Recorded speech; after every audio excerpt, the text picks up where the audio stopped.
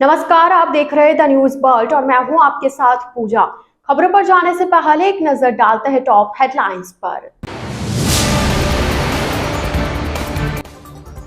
रामनवमी शोभा यात्रा सूर्यनगरी हुई राममय, गली गली गूंजे जय श्री राम जय श्री राम।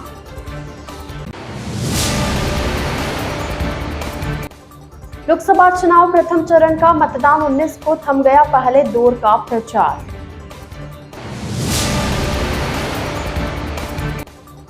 यूपीएससी में देश भर में 73वीं रैंक हासिल करने वाली कृष्णा जोशी का जोधपुर पहुंचने पर स्वागत।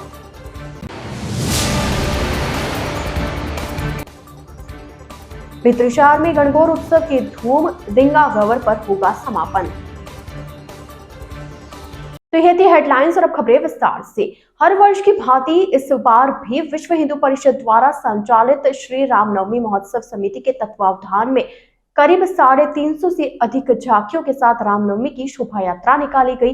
घंटाघर में सुबह मुख्य पूजा के बाद शोभा यात्रा रवाना हुई, जहां कई संतों ने राम दरबार की पूजा अर्चना की। इस अवसर पर जनप्रतिनिधियों ने भी राम दरबार की पूजा अर्चना की। विश्व हिंदू परिषद के सभी 14 प्रखंड, पुराना शहर, बागर, सुरसागर, चांदपोल, सरदारपुरा, रातानाड़ा, महामंदिर, मंडोर, बनाड़, मसूरिया, बासनी, नंदनवन, केशवनगर और सांगरिया से लघु यात्राओं के रूप में घंटाघर पहुंचकर मुख्य शोभा यात्रा में शरीक हुई।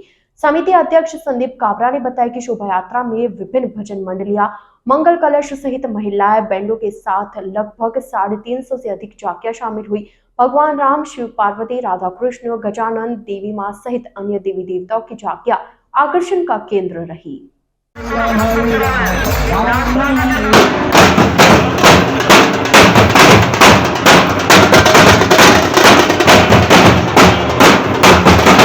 रामनवमी महोत्सव समिति जो विश्व हिंदू परिषद के अंतर्गत संचालित है, उसके तत्वावधान में आज मारवाड़ में, जोधपुर शहर में भव्य रामनवमी की शोभा यात्रा का आयोजन है। जोधपुर की रामनवमी पूरे देश भर के जो बड़ी रामनवमियां मनती है पूरे देश में रामोत्सव, उसमें जोधपुर का प्रथम द्वितीय पायदान पर हमेशा रहता है। आज भी 350 झांकियां, लाखों की तादाद में राम भक्त, हजारों की तादाद में स्वागत और पूरे वातावरण में रामोत्सव और राममय वातावरण बनाने का काम इस शोभा यात्रा के माध्यम से हम करेंगे। इस शोभा यात्रा के माध्यम से सनातन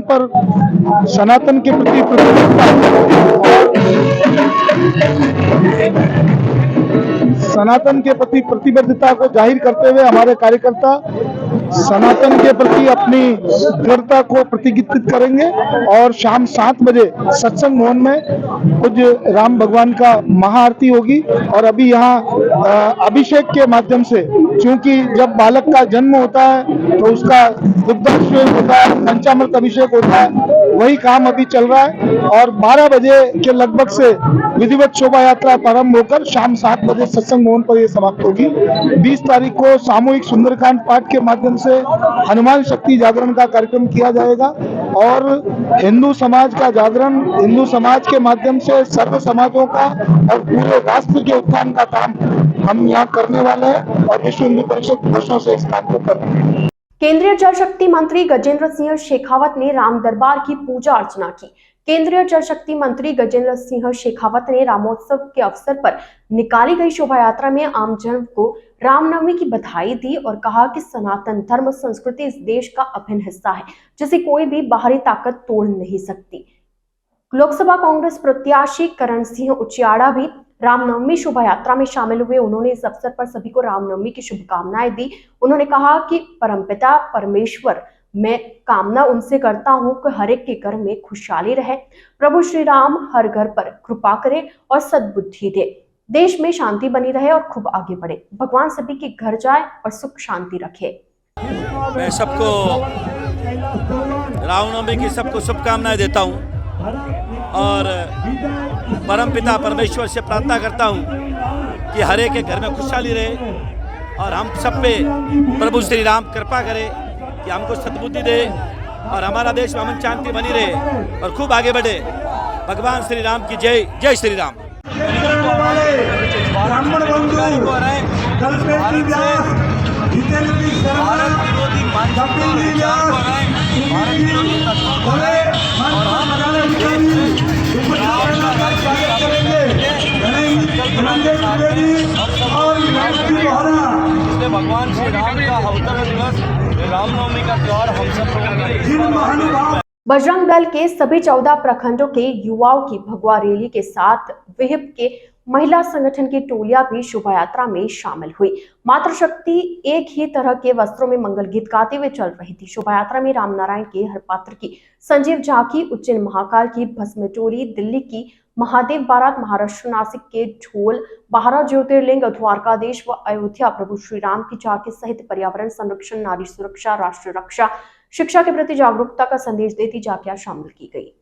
लोकसभा चुनाव के पहले चरण का दौर 19 अप्रैल से शुरू होने वाला है। राजस्थान की 12 सीटों के लिए मतदान प्रचार का दौर आज शाम को थम गया। 19 अप्रैल को प्रदेश के 12 जिलों में इसको लेकर मतदान होगा। जोधपुर कमिश्नरेट से 1400 जवानों को मतदान दल के साथ भेजा गया। जोधपुर संसदीय क्षेत्र में दूसरे चरण यानी 26 अप्रैल को मतदान होगा। चुनाव प्रचार 24 अप्रैल को थमेगा। इधर जोधपुर में द्वितीय चरण में होने वाली मतदान प्रक्रिया के तहत संसदीय क्षेत्र के प्रमुख पार्टी प्रत्याशियों का प्रचार जोरों पर है। बुधवार को स्थानीय प्रत्याशियों भारतीय जनता पार्टी के केंद्रीय जल शक्ति मंत्री शेखावत तो कांग्रेस प्रत्याशी करण सिंह उचियाड़ा ने अपने चुनाव प्रचार में तेजी ला दी। उनका जनसंपर्क अभियान जोरों पर है। शेखावत आज रामनवमी जुलूस में शामिल हुए और समर्थन भी जुटाया। देश भर में कल यूपीएससी का परीक्षा परिणाम घोषित किया गया था। जोधपुर की कृष्णा जोशी द्वारा इस परीक्षा में 73वीं रैंक पहली बार में हासिल कर ली गई। वे आज जोधपुर पहुंची। उनके जोधपुर पहुंचने पर अभिभावकों के साथ समाज के कई लोगों ने एयरपोर्ट पहुंचकर उनका हार्दिक अभिनंदन किया।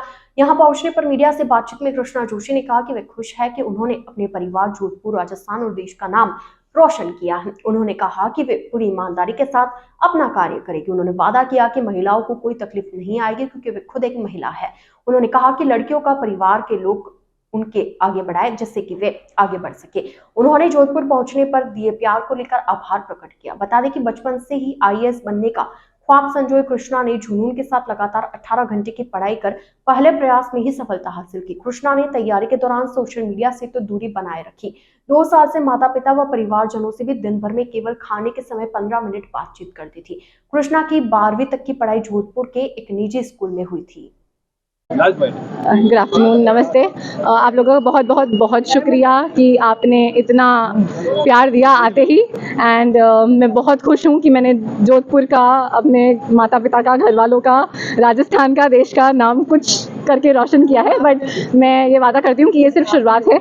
मैं पूरी कोशिश करूँगी कि जब से कार्यभार संभालूंगी तब से एंड तक पूरी ऑनेस्टी, पूरी ईमानदारी के साथ काम करूंगी। और मेरा ये एक वादा है कि महिलाओं को कोई तकलीफ नहीं आएगी, क्योंकि मैं खुद एक महिला हूँ। मैं जानती हूँ कि कहीं तकलीफें आती हैं, कई बार फैमिली सपोर्ट नहीं करती है, बट मैं प्रिविलेज थी कि मुझे किया। इसीलिए मैं बार बार ये बात कह रही हूँ कि प्लीज़, मेरा ये निवेदन है कि please, like women don't need charity, कन्यादान की ज़रूरत नहीं है। They need parity, so give us parity, give us equal opportunities and we'll rock the world together, men and women together. Okay, so हम साथ में मिलकर बहुत अच्छा काम करेंगे। एंड मैं भी ये प्रोमिस करती हूँ कि जब मैं कार्यभार संभालूंगी तो पूरी ईमानदारी से इस काम के लिए मैं अपने सारे एफर्ट्स दूंगी।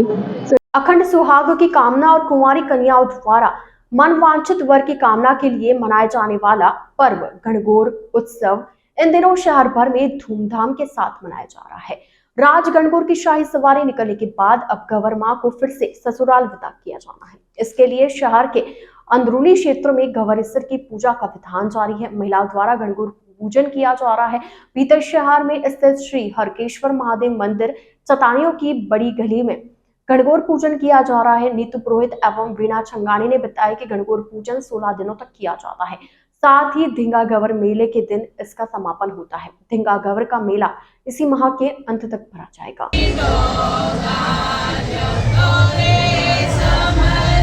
बड़ी गंवर माता की पूजा होती है, इसको धिंगा गवर कहते हैं। और धिंगा गवर की पूजा चैत के शुक्ल पक्ष की तीज से शुरू होती है और पूरे 15 दिन पूजने के बाद में 16वें दिन जो है वापस पूजा होकर बड़ावनी होती है। हमारी गंवर माता को वापस ससुराल भेजते हैं, विदा करते हैं। ये ईश्वर जी और गंवर जी जो है वो महादेव और पार्वती के रूप में इसकी पूजा करते हैं। गंवरा को पार्वती का रूप मानते हैं और ईश्वर जी को महादेव जी का रूप मानते हैं। चौतड़िया गली में पूजन हो रहा है। बड़ी बड़ी चौतड़िया गली में गौर माता ने गणी गणी ओम राम गौर माता 16 दिन पूजी जा करे। चैत्री तीज शुरू हुए और बैसाखी तीज तक पूजी जा करे, बराबर 16 दिन पूजी जाए। इनमें 16 सूत हुए, कच्चा सूत्रा धागा लिया करे और 16 गोटा ला गया करे और वे 16 दिन तक सब चीजों ने आप रे जीवना हाथ रे दाएं हाथ रे बांध दिया करे। उन्नु इतो पर्चो है गवर माता रो कि अगर कुछ मरियोड़ा बालक भी है, मरियोड़ा आदमी भी है, वो भी जिंदा हो जाए करे। इनमें जवारा ला और बोया करो, एक गवर माता है, एक ईश्वर जी है और अच्छी बच्चे हुए करे। द न्यूज बर्ड के इस बुलेटिन में फिलहाल वक्त तो चला एक छोटे से ब्रेक का। ब्रेक के बाद जल्द हाजिर होंगे, आप बने रहिए द न्यूज बर्ड के साथ।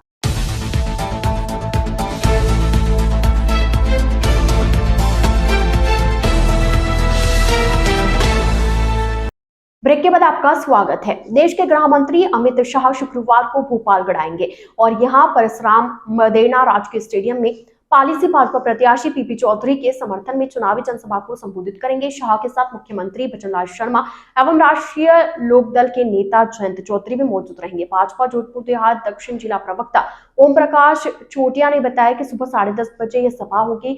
देहात दक्षिण जिला अध्यक्ष जगराम बिश्नोई ने बताया कि इसकी तैयारियां शुरू कर दी गई है। विश्व विरासत दिवस पर गुरुवार को शहर के सरदार राजकीय संग्रहालय, उम्मेद उद्यान एवं राजकीय संग्रहालय मंचोर उद्यान में पर्यटकों का प्रवेश निःशुल्क रहेगा। इन राजकीय संग्रहालयों में पर्यटक निःशुल्क भ्रमण कर सकेंगे। ये संग्रहालय सुबह 9:45 से शाम 5:15 तक पर्यटकों के लिए खुले रहेंगे। पुरातत्व एवं संग्रहालय विभाग जोधपुर के अधीक्षक इमरान अली ने बताया कि सरदार राजकीय संग्रहालय में पर्यटक हाथी दांत की वस्तुएं, नमक एवं सीप की बनी हुई कलात्मक वस्तुएं, अस्त्र शस्त्र, लकड़ी पर लाख के कार्य की बनी वस्तुएं, मारवाड़ शैली के लघु चित्र एवं आदमकम चित्र, जैन व हिंदू प्रतिमाएं, धातु से बनी वस्तुएं, प्रथम विश्व युद्ध एवं द्वितीय विश्व युद्ध के विमान एवं पोत के मॉडल, छायाचित्र, वन्यजीवों की ट्रॉफी आकर्षण का केंद्र रहेगी। नमस्कार, मैं इमरान अली, अधीक्षक पुरातत्व एवं संग्रहालय विभाग जोधपुर व्रत। कल विश्व विरासत दिवस है 18 अप्रैल को। सबसे पहले विश्व विरासत दिवस की आप सभी को बहुत बहुत शुभकामनाएं। कल जोधपुर शहर के 2 राजकीय संग्रहालय, सरदार राजकीय संग्रहालय उम्मेद उद्यान पब्लिक पार्क और राजकीय संग्रहालय मंडोर उद्यान पर्यटकों हेतु निःशुल्क रहेंगे। देशी विदेशी पर्यटक जो है इसमें संग्रहालय में आ सकेंगे और संग्रहालय में प्रदर्शित पूरा सामग्री का अवलोकन कर सकेंगे। कल समय रहेगा 9:45 से सायं 5:15 बजे तक। मैं जोधपुर निवासियों से और यहाँ आने वाले देशी विदेशी पर्यटकों से निवेदन करता हूँ कि कल वे दोनों संग्रहालयों का आनंद उठाएं, संग्रहालय में आएँ और संग्रहालय का भ्रमण करें। और कल जो है ये दोनों संग्रहालय जो राजकीय संग्रहालय है निःशुल्क रहेंगे। जय हिंद, जय भारत। उप मुख्यमंत्री दिया कुमारी बुधवार को 1 दिवसीय दौरे पर बाड़ी पहुंची, जहां पूर्व विधायक गिरिराज सिंह मलेंगा ने किया शक्ति प्रदर्शन। बाड़ी में रोड शो निकाला। भाजपा प्रत्याशी इंदु जाटव के समर्थन में वोट मांगे गए। दिया कुमारी ने समाजों के प्रमुखों के साथ मीटिंग की। रोड शो के दौरान दिया कुमारी ने कहा कि मैं आपको और आपकी समस्याओं को जानती हूं, चुनावी बंदिशों के कारण बोल नहीं सकती। मेरे होते हुए अगर आपको अपनी बात कहनी पड़े तो मेरे उप सीएम होने का कोई मतलब नहीं है। चुनाव बाद समय, स्थान और मुद्दे आप तय करेंगे। समाधान कराने की जिम्मेदारी हमारी सरकार की रहेगी। मेरी ताकत और ऊर्जा आप है।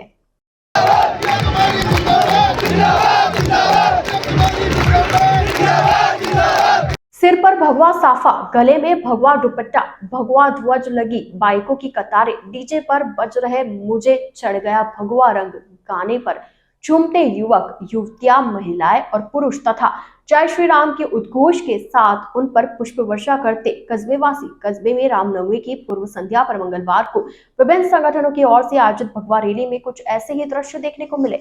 शहर के घंटाघर के पास लाल कुआ दुर्गा पूजा स्थल पर भगवान राम की आराधना के साथ शुरू हुई भगवा रैली रघुनाथ जी का बड़ा मंदिर से होती हुई वापस घंटाघर आकर संपन्न हुई। भगवा रैली में सांसद सुमेधानंद सरस्वती, भाजपा नेता सुभाष महरिया, दिनेश जोशी, नवरंग चौधरी आदि शामिल हुए। रैली में रामलला एवं नाथपंथ के अवधूत ब्रह्मलीन संत रतिनाथ महाराज की प्रतिमाओं को झांकी के रूप में सजाया गया था। रैली में मातृशक्ति सहित हजारों की संख्या में शहर के युवा मौजूद रहे। अखिल भारतीय अंजना समाज के आराध्य देव संत राजाराम महाराज की तपोभूमि शिकारपुरा में बने उनके मंदिर में विशाल मेले का आयोजन हुआ। मेले में दूर दराज से आए दर्शनार्थियों ने संत राजाराम महाराज के दर्शन कर क्षेत्र में खुशहाली की कामना की। वहीं विभिन्न गेर दलों ने शानदार डांडिया गेर की प्रस्तुति देकर सबका मन मोह लिया। इस अवसर पर संत राजाराम युवा जागृति मंच की ओर से विशाल रक्तदान शिविर आयोजित किया गया। शिविर में युवाओं ने बढ़ चढ़कर हिस्सा लिया। कार्यक्रम में पूर्व मंगलवार की संध्या को भक्ति जागरण कार्यक्रम का आयोजन हुआ, जिसमें प्रदेश के कैबिनेट मंत्री जोगाराम पटेल तथा केंद्रीय जल शक्ति मंत्री गजेंद्र सिंह शेखावत ने भी शिरकत की। कार्यक्रम के दौरान क्षेत्र के कई ग्रामीण उपस्थित रहे।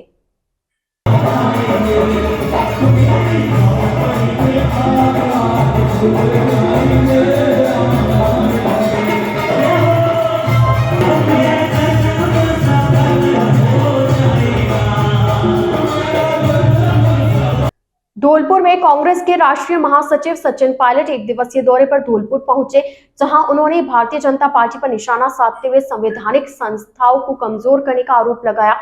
धौलपुर में सदर थाने के पास कांग्रेस प्रत्याशी भजनलाल जाटव के समर्थन में जनसभा को संबोधित करते हुए सचिन पायलट ने कहा कि राम मंदिर का निर्माण सुप्रीम कोर्ट के आदेश से हुआ है। सुप्रीम कोर्ट ने सभी पक्षों की दलील सुनने के बाद राम मंदिर बनाने का फैसला दिया था।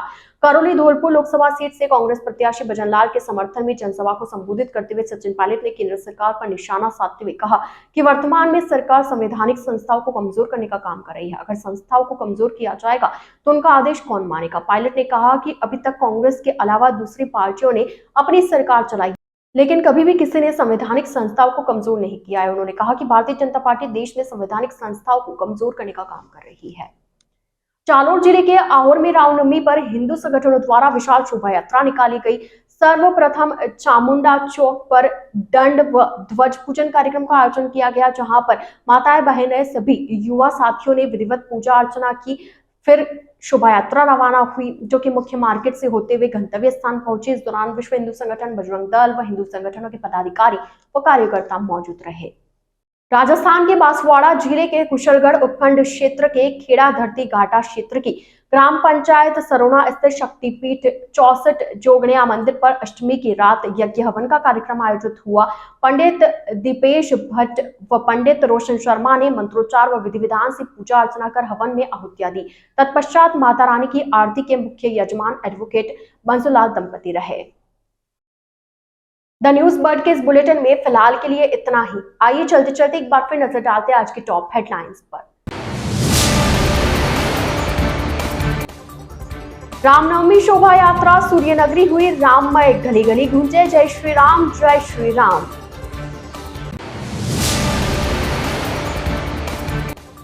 लोकसभा चुनाव प्रथम चरण का मतदान 19 को थम गया पहले दौर का प्रचार।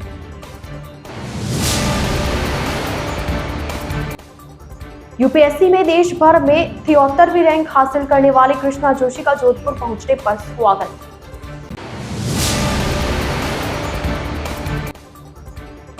भित्री शहर में गणगौर उत्सव की धूम, दिंगा गवर पर होगा समापन। तो अब दीजिए इजाजत पूजा को और आप इसी तरह बने रहिए द न्यूज बर्ड के साथ। नमस्कार।